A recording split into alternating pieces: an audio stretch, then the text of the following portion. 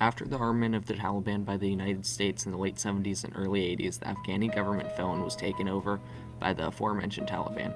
Why did this happen, and how did the Taliban hold control over the people who did not support them? There are many answers to that, one of which was the United States' failure to help rebuild Afghanistan and reform something that led both questions to existence: education. Instead of building schools, the United States walked away, deserting the country with a diminishing ability to support itself. Why is this so important? For my word, education, I read the book I Am Malala Yousafzai. This book focuses on many different subjects, but one of them is the power of education. Malala, as well as many others, believe that the reason for the Taliban being so against females going to school and their strict views on how people are educated is that they know the pen is mightier than the sword, and they don't want to give women a weapon to use against them. Education is defined in Webster's dictionary as the action or process of educating or being educated, but instead, I believe it is better defined as simply one of the most powerful forces in our world. It has the ability to prolong life through medical advances, or end it through the proper research. It has the ability to bring people together in unison to create a great empire or topple one.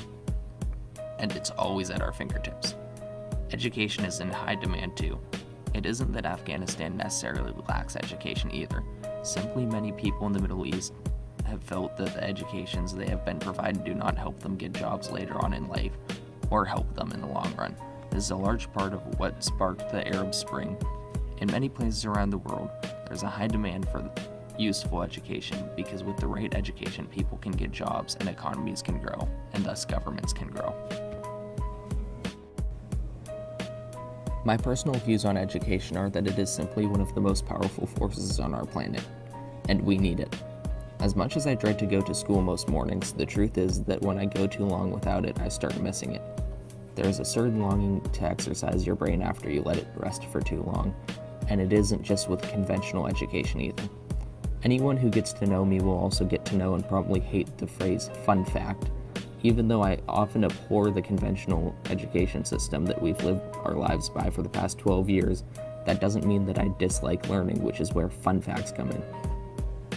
I love tidbits of information that piece things together and give my brain a little bit of exercise. Education is the pastime we can't live without. I teach myself new things on a regular basis, because unless I'm just different from the rest of you, I like to learn these new things. Education is our collaborative individualism. It's something we constantly share, but the more each one of us gets educated on different things, the more we build on who we are and what makes us different. It's what our opinions are based off of, and it constantly affects our decisions.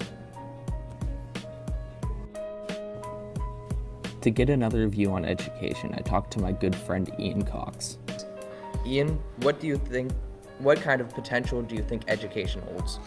I think it has the potential to help people grow and unify as a civilization, but I do not think it is there right now. I think we teach people to absorb information and not to think for themselves.